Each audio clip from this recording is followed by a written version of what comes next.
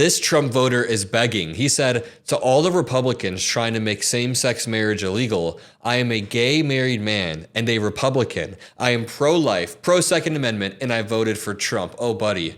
That's not going to save you, Jordan Ramsey. I'm sorry. All right, I've got some disturbing stories to report, and some of them do fall under the F around and find out category, but at the same time, the direction our country is heading, the direction that some of our institutions are heading is incredibly tragic and concerning. For example, conservative commentator and Trump voter Richard Hanania posted on Twitter that one of his conservative followers messaged him. He said, just got the following message from a scientist at a top 25 school. He was one of a handful of scientists at his university who voted for Trump, and reports they're all now completely ashamed of it. And I've talked to a lot of voters. You have to accept. Step one is accepting that many people voted for Trump due to economic concerns and due to not being convinced by Democrats that there was something worth voting for there. And we know that Democrats are weak messengers. Trump just had a solid, his campaign was terrible, but he did get some lucky events that lined up and he won. And we have to accept that. But this does say, this is the message from the scientist. It says, I am an NIH-funded biomedical scientist with conservative leanings. I know at least a dozen scientists, a small closeted minority, who voted for Trump largely because of frustrations with DEI and extreme wokeness that had permeated every aspect of university life. Each one of us deeply regrets their vote for Trump and are utterly ashamed of it. And I'm going to say something else that Democrats may not like. You can drop a dislike on this video or drop a like if you haven't already. But a lot of voters that I've talked to, people who aren't really bought into either party but voted for Trump, said they felt smothered by some of the more, when people use the word wokeness, that doesn't have any sort of meaning. But there was this pure detesting that certain Democrats did, where if you're not aligned 100% on every issue, then you might as well get the hell out of here. I've had this happen to me as well. If you're a Democrat, you've likely experienced this as well. Some Democrats can be very Puritan. They can be very finger waggy. And that's something that even our leaders are now admitting and saying we've got to drop that. But back to this.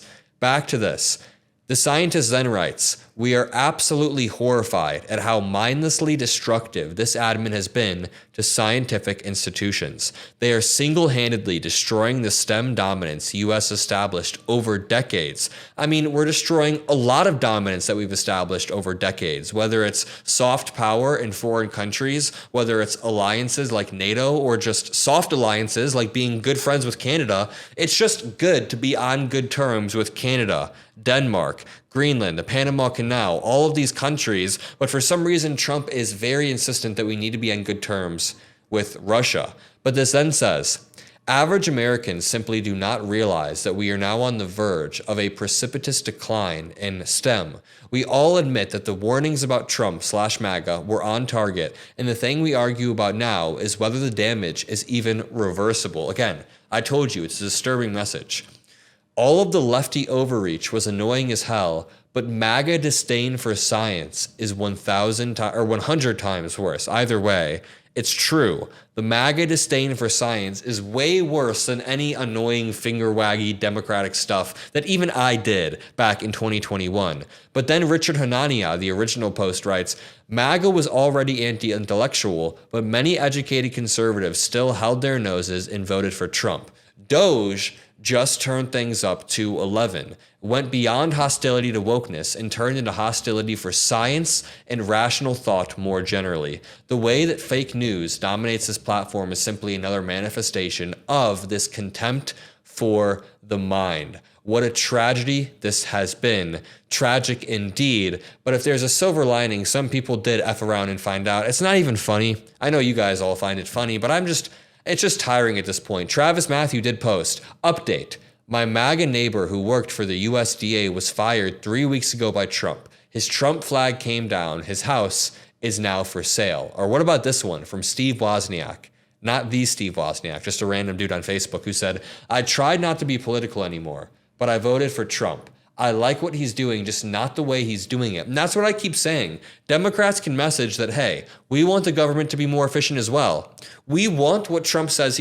We want, number one, a safe border, a safe and secure border. We want a strong economy. We want peace in the Middle East and between Russia and Ukraine and Europe. Of course we want peace, but Trump's The way he's trying to do it is terrible. And most of all, we want an effective, efficient government. We need to be messaging on that, but not how they're doing it. Steve Wozniak then says, the Democrats are living up to their symbol in their actions and rhetoric. I feel like I was lied to. All the Fix America talk was just to get in the door. I would like real proof, not made up numbers. Start naming names. Who benefited from this government waste? I was told Social Security and Medicare were safe.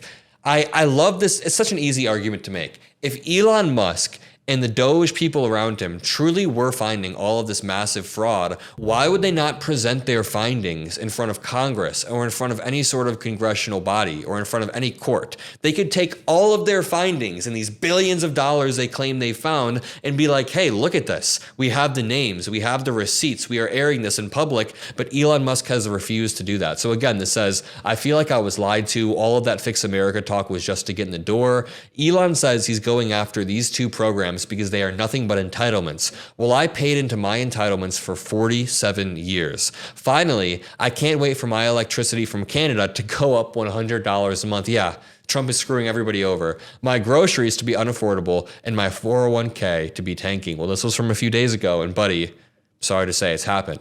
I'm a proud American, no longer proud, but glad not to be a self-serving, alienating Democrat. Okay, so he still has to rail against the Democrats at the end. Whatever, we'll take the wins where we can get them. Finally, Jordan Ramsey said, to all the Republicans trying to make same-sex marriage illegal, I am a gay man and a Republican. Sorry, gay married man. He's gay and married. I am pro-life, pro-Second Amendment, and I voted for Trump. Sorry, buddy.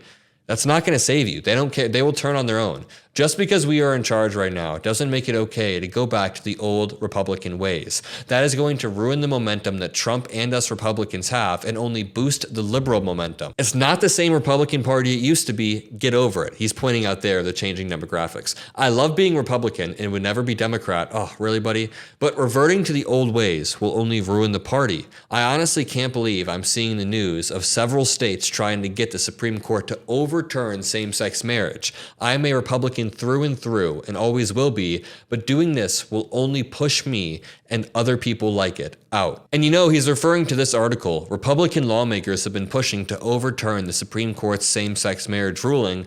And number one, that's terrible. That's awful. Why would you do that? Why? Who cares if gay people can get married? It's insane. But secondly, we said the Republicans would very quickly overstep, and this is a prime example of them overstepping. I mean, the entire Doge thing is another good example, but this says Republican lawmakers in Idaho, Michigan, Montana, North Dakota, and South Dakota have introduced resolutions urging the Supreme Court to overturn the same-sex marriage ruling from the Supreme Court, which established these rights nationwide.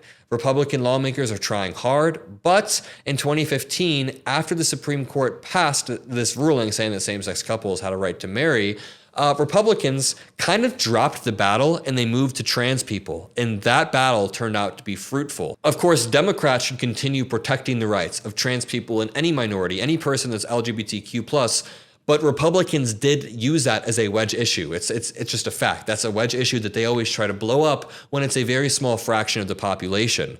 So if we can push back, so after they kind of took this win on trans rights and they won the election solely based on that and the economy, they're now trying to go back decades, and it's very, very disturbing. I'll leave it at that. Drop a like, subscribe, have a great rest of your day. And if you made it this far, here's a quick bonus one. Carrie Lambert posted on Facebook, WTF, I voted for Trump. This is not okay. You said you would support the VA and help all veterans. And the article that she linked says, Trump administration plans to fire over 70,000 employees at the Department of Veterans Affairs, or the VA. And we've seen these stories coming out. I talked to a lot of congressmen and women in DC last week about this. It's going to backfire dramatically. Just stay on track. Keep our foot on their neck, metaphorically, of course, and have a great rest of your day. Love you all, and peace out.